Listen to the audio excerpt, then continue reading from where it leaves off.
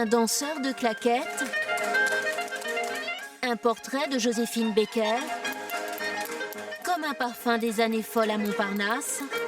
Bienvenue au Bal Nègre, qui va bientôt rouvrir ses portes. Vous voyez, l'endroit ne paie pas de mine. Pourtant, c'est ici qu'à partir de 1924, la communauté antillaise de Paris va venir danser, discuter dans ce qui est alors un petit club de jazz, un petit club qui plaît beaucoup aux artistes de Montparnasse. Visite du lieu mythique avec celui qui porte et finance ce projet pharaonique. Alors c'est ici que ça a commencé, en 1924, dans ce lieu, dans ce petit café. Autrefois, il y avait une porte ici, on poussait la porte.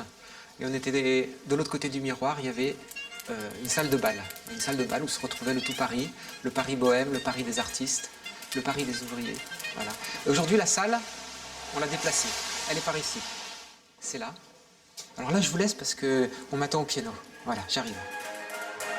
Après avoir été abandonné, il a fallu 6 ans de travaux pour faire renaître ce cabaret.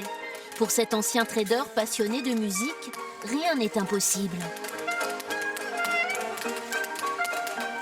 On est sous l'ancien Bal Nègre. On a fait, toute proportion gardée, ce qui avait été fait à l'Olympia, où la salle avait été déplacée.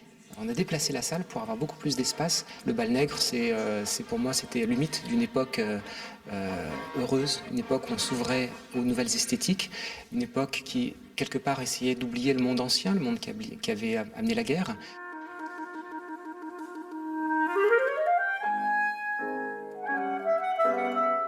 Montparnasse découvrait le jazz, source d'inspiration pour les artistes. On raconte d'ailleurs qu'on suffisait de dire au chauffeur de taxi on va au 33 et tout de suite dans les années 20 il comprenait qu'on allait dans cet endroit qui est un espace qui vivait au rythme de musique endiablée, de musique noire, nègre ainsi qu'on disait, hein, c'était pas un mot péjoratif. Et donc au 33 rue Blomet il y avait donc ce Bal Nègre et tout près d'ici au 45 il y avait une sorte de petit phalanstère qui était une sorte de cité d'artistes. On a construit le surréalisme quasiment ici, hein. André Breton était un familier, Robert Desnos, André Masson, le peintre Johan Miro, Yves Tanguy, toute la peinture surréaliste s'est créée dans ces parages de la rue Blomet.